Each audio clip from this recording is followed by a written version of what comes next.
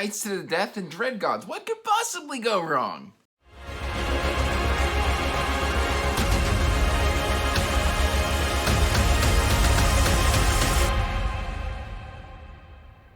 Hey everyone, welcome back to Andrew's Wizardly Reads, and as always guys, I'm Andrew. Today I got another book review for you, but before we get to that book review, make sure you are liking and subscribing and hitting that bell notification so you can get regular updates for when I put out new content. I post every Monday, Wednesday, and Friday. And that said, today I'm reviewing, boom, Skysworn, and this is the 4th book in the Cradle series by Will White. If you've been following the channel, you know I am loving Cradle.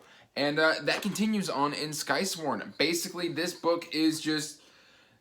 It wasn't quite as good as Black Flame. But that's still saying, like, oh, my dry-aged steak that's been dry-aged for 60 days was just not quite as good as I wanted it to be. Like, it's still amazing.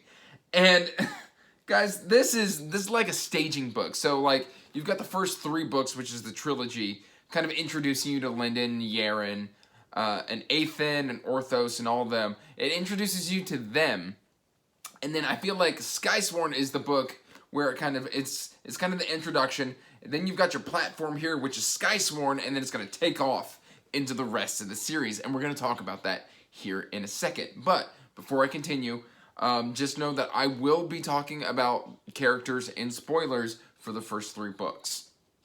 So 1, 2, 3, let's go. So basically, at the end of Black Flame, Lyndon gets found out by the Skysworn that he is a Black Flame. And, like, his Madra is Black Flame, he can channel Black Flame, and this isn't a good thing. And while it's not technically illegal, they aren't happy about it because the previous empire was the Black Flames, and they're all gone now, and they wanted them to stay away. And so they lock Lyndon up right before, a couple months before his fight with Jai Long. But right before the end of Black Flame, Lyndon healed Jai Long's sister, and so, like, a lot of Jai Long's fire is kind of gone. Like, he's no longer itching for this fight, because, like, yeah, Lyndon killed his friend, but also, like, saved his sister, and the killing of the friend was mainly in self-defense, and the saving of the sister he didn't really even have to do. And so Jai Long's kind of conflicted here. But essentially, this book starts out, we've got, Lyndon's got his 2 cores, where he's got one at Jade and the other at Low Gold. And, I mean, the fact that he's escalated so quickly and he's ranked really highly among the Low Golds in the Empire is really, really impressive here. But essentially, this all culminates into the fight with Jai Long, which obviously it's Lyndon's story, and so yes, the fight does occur, but not quite the way we expected it to happen. And so after the fight takes place, you know, Lyndon gets his butt handed to him. But what's super interesting is that then, like, we've been building up to this fight for 2 books now.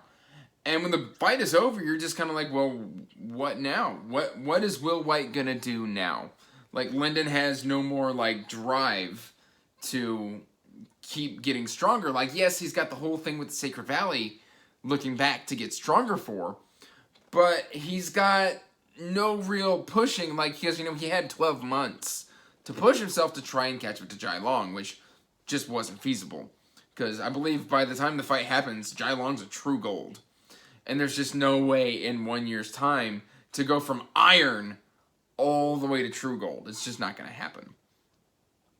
So then, like, because of something that happened at the fight, essentially we get launched into this greater overarching story where Lyndon finds his next motivation to keep pushing. And that is to join the Skysworn. Basically, the Skysworn are like defenders of the realm, and they defend the Empire and things of that nature. And so Yaren and Lyndon go to enlist in the Skysworn to keep pushing and advancing their skills and their strength, because Lyndon's end goal is to become, I believe, a monarch. And a monarch is just really, really strong, and like if you're a monarch, you can defend Sacred Valley, he can push everything back, and then, yeah, it's all good. I've been told for books that Orthos was like this awesome character, and I wasn't quite getting it. And then finally, like, there's a line in this book where literally something happens with Orthos, and I burst out laughing. Like, out of nowhere, I just lost it. It was hilarious, it was awesome, and it was frankly just really refreshing to just get this bubbling up gut laugh that I wasn't expecting. And so now I understand the Orthos love, and I agree with the Orthos love. We also get introduced to some new characters.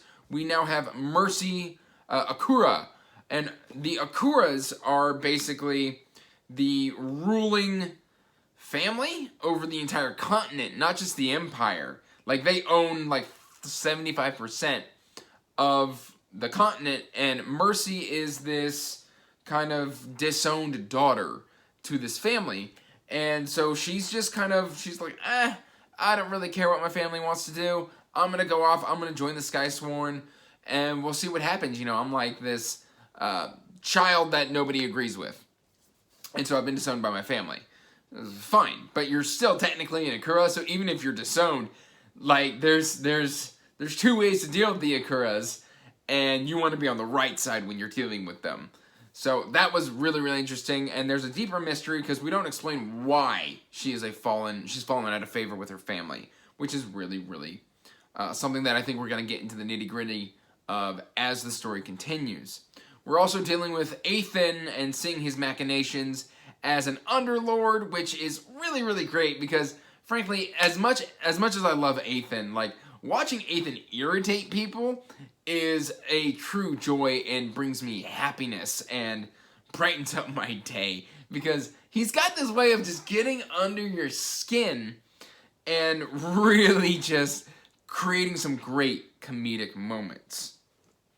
Structurally, this book flies. I read this book in one day. I read 200 and almost 300, but 275 pages is as long as Skysworn is. I read this in a day. I couldn't put it down. I literally sprinted through it. It's got great pacing. It's got great characterization. We're starting to get more of those inner motivations. We're starting to realize the end goals of our characters.